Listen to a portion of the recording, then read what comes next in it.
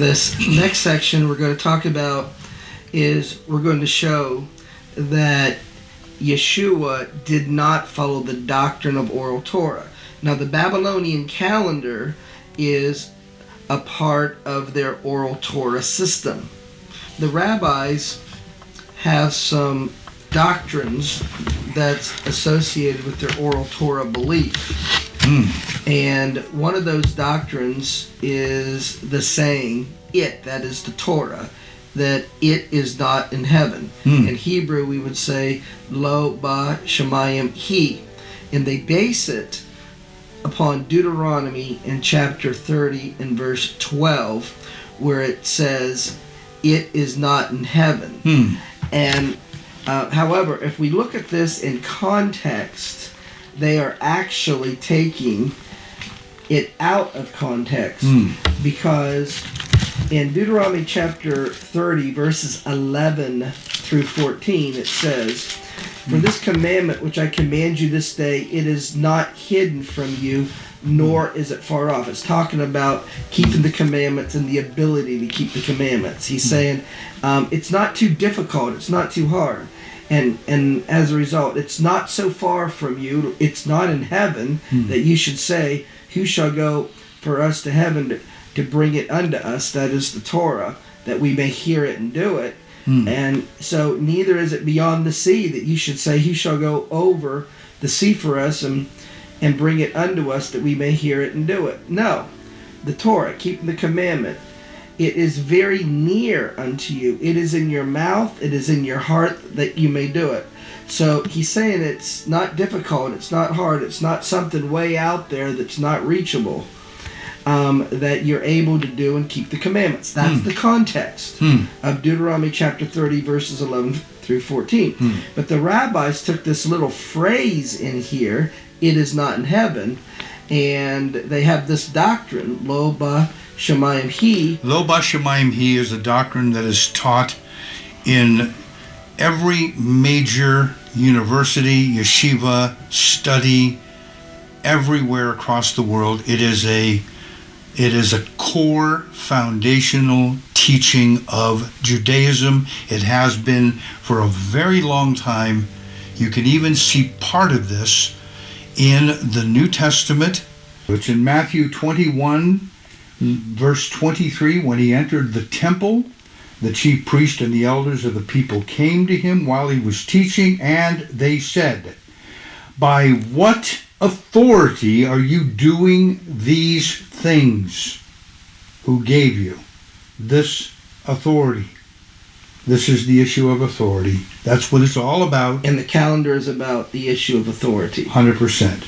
Yeshua then said to them, I will ask you one thing, which if you tell me, I'll tell you by what authority I do these things. Then he says, the immersion of John, tell me where it was from heaven or from men? If it's from heaven, then of course they should be obeying it. But if it's from men, then that makes John a prophet. They're not going to listen to heaven, and they're not going to listen to prophets. That's what's in the teaching of lo ba shemayim hi. So basically this doctrine says that the rulings concerning how we follow the Torah, that those rulings are made by men on the earth. Those rulings are made by the rabbis. Those rulings are made by the Sanhedrin. That's what's behind this doctrine. It is not in heaven. The ruling isn't from heavenly sources. That the ruling regarding how you follow the Torah is on earth through man, through the rabbis, through the Sanhedrin. Yeah, and then they began reasoning among themselves, and here's what they were saying. If we say from heaven, remember, the doctrine of lo ba shemayim hi, it is not in heaven. The Torah is not in heaven. It's on earth. If we say from heaven, he's going to say, then why didn't you believe him? Well, because they don't believe that the Torah is in heaven. It's on earth. It came from heaven to earth, and therefore, since it's on earth, the question is, where on earth is the Torah? It's through the rulings of the rabbis. It's through the majority. It's through the majority. Ultimately, the rulings of the rabbis and the Sanhedrin is based upon majority, which is... Yeah, and so he says, and if we say for men we fear the people, they regard John a prophet, but they don't listen to prophets. You're going to see that in just a moment. They said, we don't know. And so he says, well, then I can't tell you about what authority I do these things, because he does it by the fact that he's the prophet that Moses spoke about in Deuteronomy 18, and he's also from heaven, because he came from heaven, because he said so in John chapter 6. So either way, they're not believing any of this stuff, and he's making a very strong point, and they're proving by their own response that they believe in Lo Bashamayim Hi, it is not in heaven. So therefore, the context is really in the text, it's not about the Torah being in heaven or on earth, it's about being it in your mouth. You can do it. It's there. You can do it. And this is a part of their doctrine of oral Torah. It is, but then it goes on to the second facet of that, which is Acharei Rabim Lahatot. And in Hebrew, Acharei Rabim Lahatot, that it comes from the Hebrew text of Exodus 23, verse 2, which says, you will not follow a crowd to do evil, nor shall you testify in a dispute, so as to incline after the many or after the majority to pervert.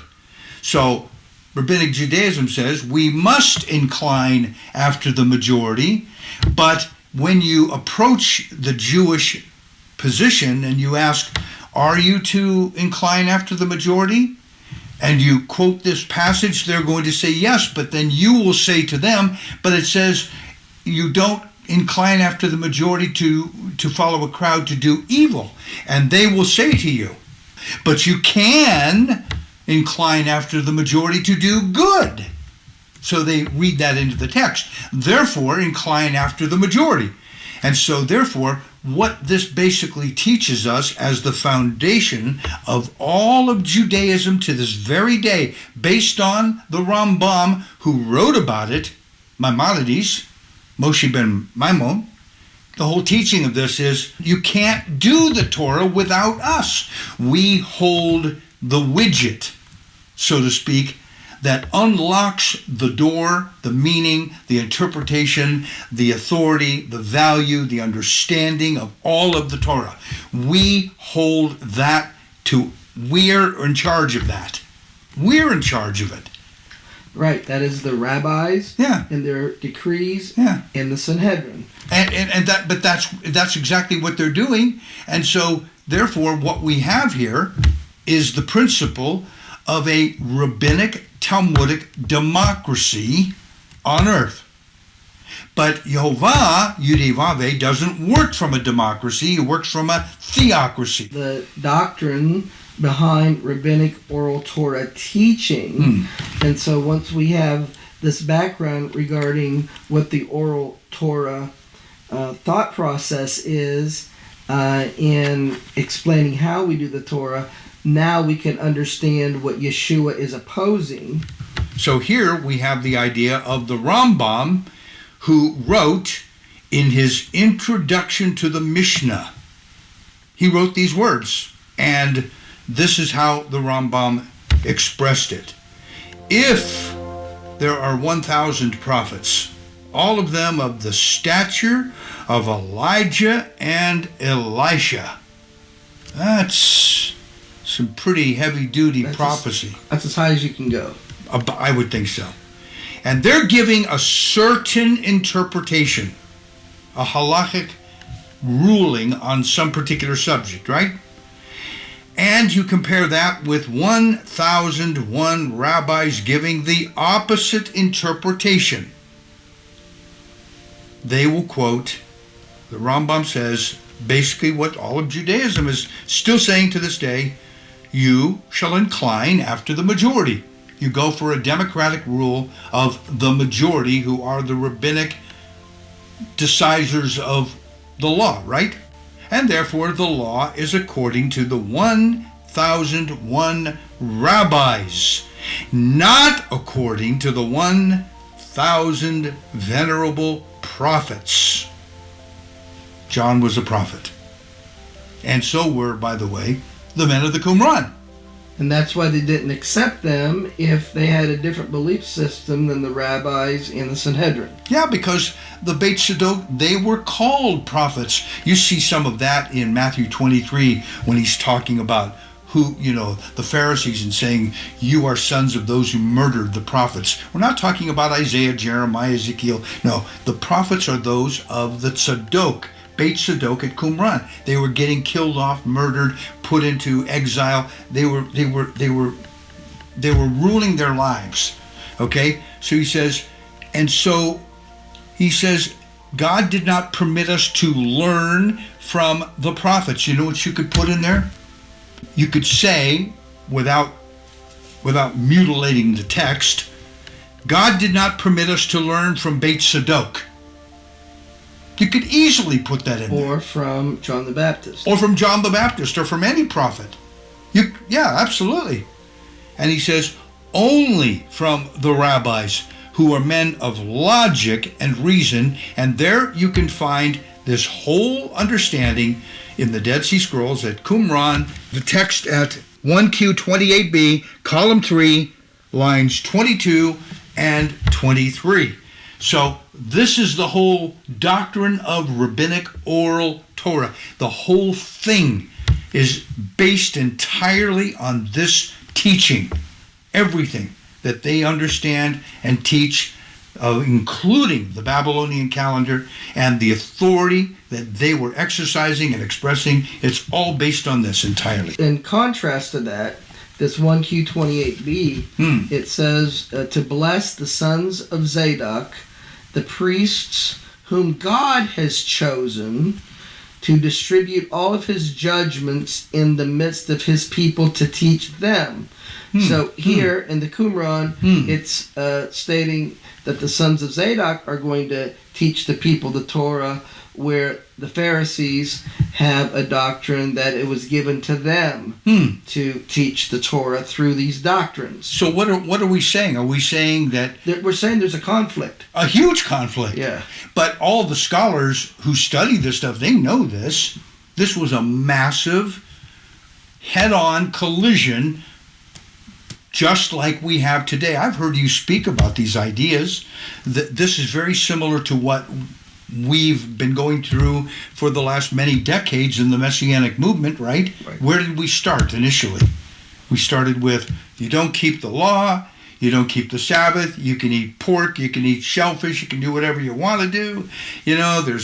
Don't worry about the calendar, we follow the rabbis, we do the sighted moon, we do whatever we do. Okay, hey, we follow them, everything's cool, it's cool, everything's all right. But the fact is that we've come through all of that over these many decades, and here we are now. We're basically back at square one again at Rambam's introduction to the Mishnah, which is what Rabbinic Judaism has been teaching all along. So with this background of what and how the rabbis see oral Torah, we should understand now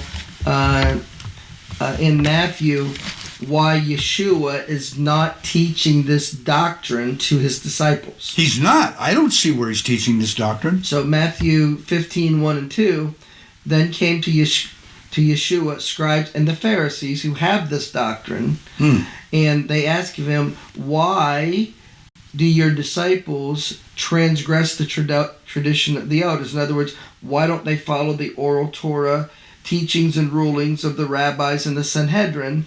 And specifically in this case, for they wash not their hands when they eat bread. So even today in Orthodox Judaism, if you're having a meal, you're having bread, it's required that you wash your hands when you eat bread if you're going to follow the oral Torah teachings of the rabbis. But the washing of hands, Eddie, this is not about, you were out there playing in the dirt. I mean, every mother will say, wash your hands before you eat. Okay, that's a good practice. Get them clean. But that's not what this is about. No, this is talking about a doctrine of belief. A doctrine of belief. And furthermore, in Luke chapter 11, verses 37 and 38, Yeshua is having a meal with a Pharisee. Of course, the Pharisees are going to wash their hands before they eat. But when he sat down to eat with the Pharisee marveled that Yeshua had not first washed his hands before dinner. In other words, the reason why he's marveling is Yeshua is not following their teachings of oral Torah regarding how you're supposed to follow the Torah itself. Yeshua is in essence rejecting the doctrinal teachings of oral Torah. Okay, so with that said, let's take this forward to our generation and what's going on, even as it was back then, and that's going to be understood here from Matthew 15:9 and comparing that to Isaiah 29:13. Now, notice the subject here is the tradition of the elders. So that's a phrase that means the doctrine of oral Torah. Okay. So Yeshua responds and says, "In vain they worship me, teaching as doctrines the commandments of men." So Yeshua is calling the doctrine of oral Torah as the commandments of men. And so when he was referring to this, he was showing that this was prophesied in the prophets in Isaiah chapter 29 and verse 13. Which is interesting. Yehovah said, "Inasmuch as these people draw near with their mouth and honor me with their lips, but have removed their lev, their heart, far from me." We're going to get into this about the calling of the heart of the bride. Exactly. And their reverence, their fear, how they view me, okay, and understand me, it's the commandment, the mitzvah of men from learning. It's actually interesting from the Hebrew text when you read it, because that's what it's saying. It's from the commandment of men from learning. It's their learning. It's how they learn. John 7:15. Yeah. Okay? And the Jews marveled, saying, "How knows this man letters, having never learned?" In other words, he hadn't learned in the setting of today what we would call yeshiva, where the rabbis are sitting there teaching and explaining these things. Yeshua wasn't in that environment. That's not how he learned the Torah. And so they're amazed that he can comment and speak on the Torah and give revelation and understanding of the Torah when he hadn't done it through their schools. And isn't that exactly what Isaiah 29:13 is saying about the mitzvah of men from learning? Because they sit there studying that way. Exactly. And so what is the proper way to learn and follow the Torah? You're supposed to follow the Torah by the Holy Spirit, and that Torah is to be written in your heart, and it's to be written in your mind. Okay, but we have over here all of these, put these months like Nisan, Ayar, Sivan, Tammuz, Av, Elul, and many of the months, okay, that are all Babylonian named months. They brought back the names with them from the exile when they returned to Jerusalem. This is what they've been using. They don't call it month 1, month 2, month 3. They don't do that. They call them by the Babylonian names. So through the doctrine of oral Torah is how they claim their authority, that they're making rulings according to the majority, and a part of the rulings that they're making is they're stating this is when you keep the festivals according to the calendar that they set. And so this all comes through that doctrine of oral Torah, and we're seeing here some examples where Yeshua is opposing that doctrine of oral Torah, and he doesn't teach that to his disciples. Isn't there a passage that talks about the names of the Baalim, the lords and the gods, as he's going to remove them from our lips, from our mouths, so we're not speaking their names anymore? In Hosea, it's prophesied then in the future that this system and these things are going to be eliminated, and it will be eliminated when Yeshua comes and sets up his kingdom during the Messianic era. In Hosea, in chapter 2, verse 17, it says, "And I will take away the names of Baalim out of her mouth, and they shall no more be remembered by their name," which implies that they were, and they did have names of Baalim in their mouths. And a part of this is when we say that we're following a biblical calendar and referring to the biblical month of Tammuz when it's a Babylonian month day. Well, that's what we're dealing with here. So we have to go here then to Matthew 16:10 through 11. This is an interesting statement that Yeshua says. Well, this is a lesson that he's teaching his disciples. So not only did he specifically teach them to not follow Pharisaic Oral Torah in the context of he did not teach them that they must wash their hands before they eat as a doctrine of belief, he further gives them a lesson regarding the issue of oral Torah when he says in Matthew 16:10-11, "How is it you do not understand that I did not speak to you concerning physical bread, but to beware of the doctrine of the Pharisees and Sadducees?" So he's teaching his disciples to be aware of the doctrine of the Pharisees and Sadducees, meaning don't follow their doctrines, don't follow their teachings. And so part of their teachings is they tell us how to keep the biblical festivals and what calendar. So Yeshua is specifically saying, beware of their doctrines. If he's telling them not to follow that doctrine, then it would imply he's telling them to follow some other doctrine. Correct. And what other doctrine would that be as it relates to the festivals and keeping them? It would be following the festivals according to the authority of the Zadok priests and the Qumran. Now, wasn't it interesting that Paul brings this out in Corinthians when he says, get rid of the old leaven, as you're going into unleavened bread through Passover, right? Right. And he speaks about getting rid of the old leaven. What we really need to understand, and I think a lot of our audience, especially the ladies, I think that do a lot of, bake a lot of bread and things like that, that you can make your own leavening. You can make your own yeast, if you will, okay? And it's a matter of taking flour and water, and you let it sit in a warm environment generally, put a little bit of honey or sugar in it, and you let it sit there for, about a week or so, and it turns into like a starter dough, okay?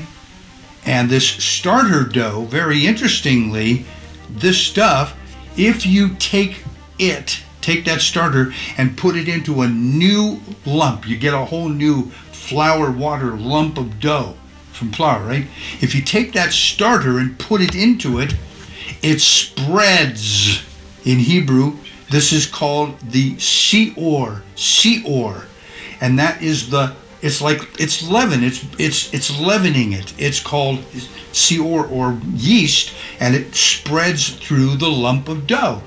And so Yeshua is saying, if I understand it correctly, the doctrine of the Pharisees and the Sadducees, the doctrine is like seor. It comes into the lump of dough of the Torah, the bread dough of the Torah, the pure dough. And what does it do?